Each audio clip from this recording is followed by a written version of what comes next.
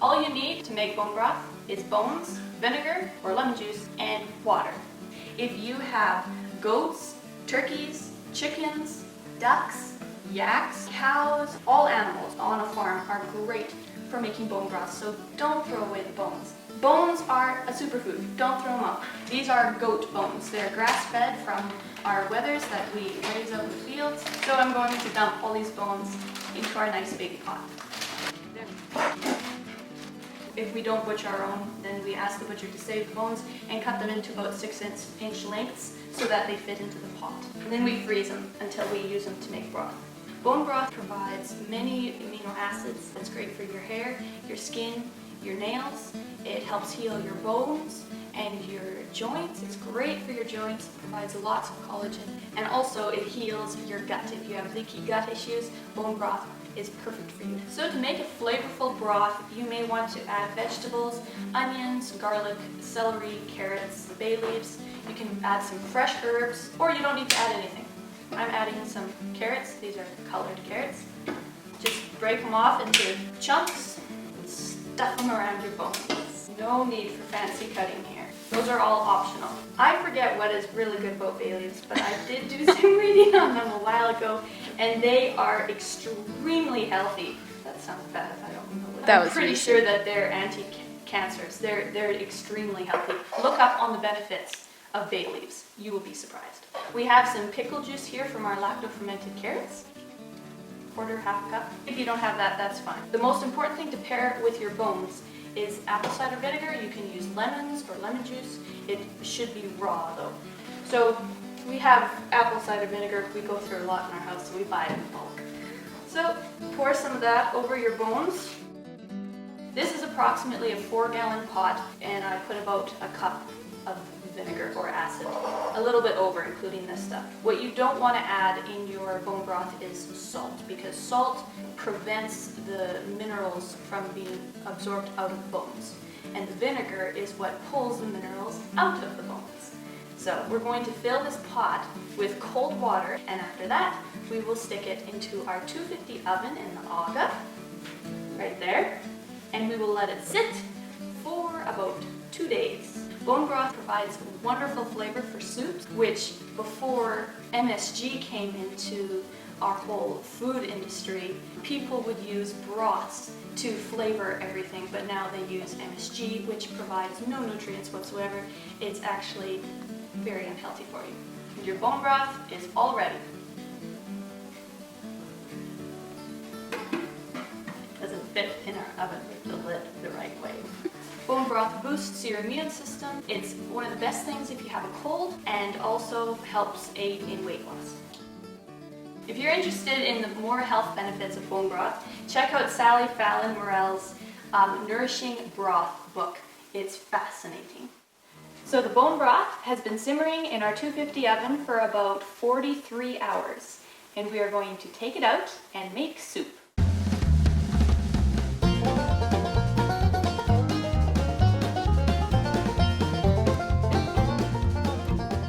The bigger bones you have, the longer you need to simmer it for. So there is your beautiful bone broth. Isn't that delicious looking?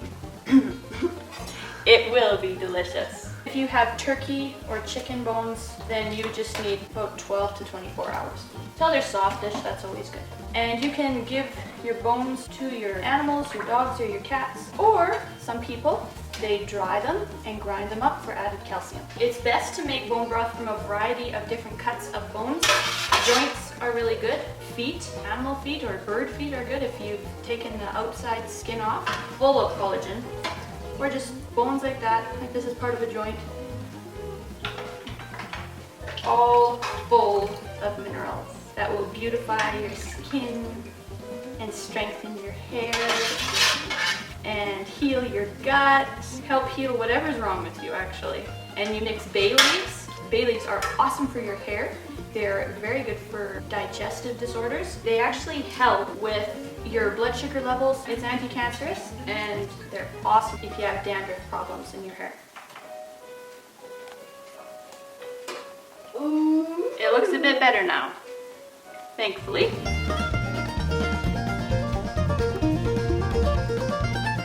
We're going to to use this broth for supper tonight, which will be in about 2.5 hours.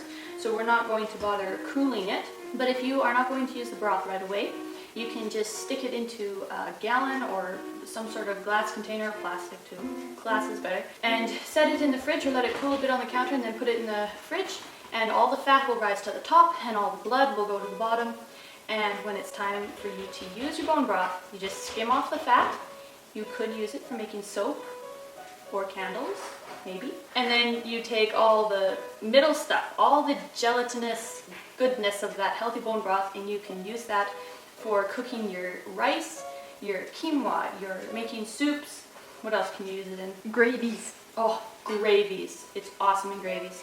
And then just take the blood stuff at the bottom, which will be all cooked, and you just throw that out, give it to your pets or something. We're gonna strain this here. You can see all the fat up here. You don't want that, you want all this. That's why we have it in this gravy separator, so we can pour it out the bottom. That's a lot of fat on top. And there's also some extra fat and onion stuff. I wish that zoom was smoother. It's all underneath like this. It's a lot of fat. Our goats are nice and fat.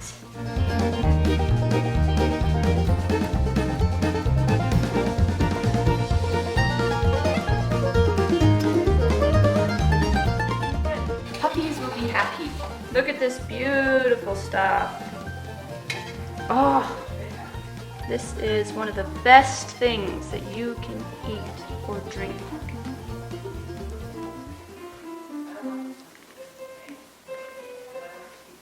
That is a good stock. It's not super robust in flavor, but it has a rounded depth to it. It will be perfect for our soup tonight. Brooke, your broth is ready.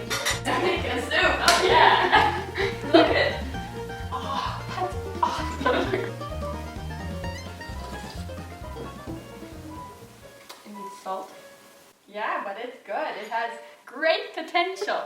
There's no salt in it. It's very thick and fatty. Fatty? We took all the fat out. It's very thick with collagen. When it cools, it will get jelly. Yeah. And it will be awesome. You can actually taste so thick. Good.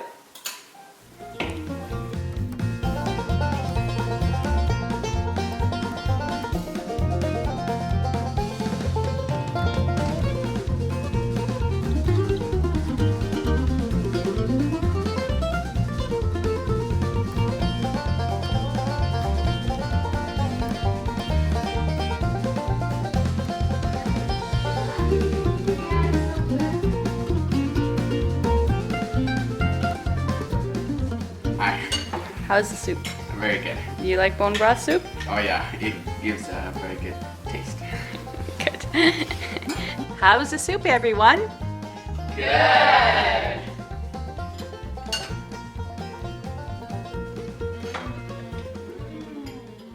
So this is our bone broth soup that was left over, and this is what it looks like once it's cooled.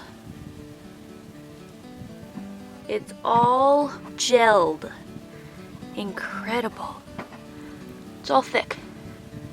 All this here, that's all jelly bone broth. So that is a sign that there's a lot of gelatin in here. The goodness was released out of the bones into the broth. That's perfect, exactly what you want. So here's a separate jar of some of the bone broth that I had set aside just for an example. And you can see the fat all rose to the top, which we took most of the fat off, so there wasn't a whole lot to rise. That's what it looks like. And on the bottom, there's barely any blood on the bottom because we dumped most of that out too. But this is so jelly that you can like turn it upside down. That's how firm it is. This stuff you can just throw away.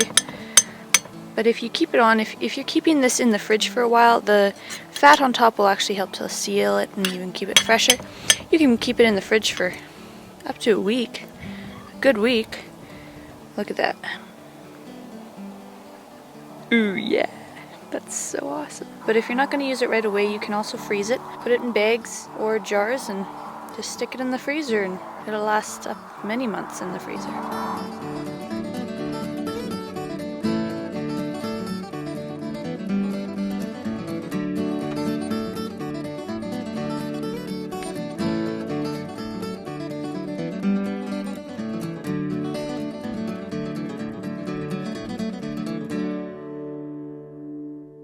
How's the bone broth, everyone? Good. How is the soup, everybody? Good. Good. Come on, everyone. Oh yeah. Let's do this again. Okay, ready? Good. Are we supposed to? How's the soup, everyone? Good. Okay, let's do that again.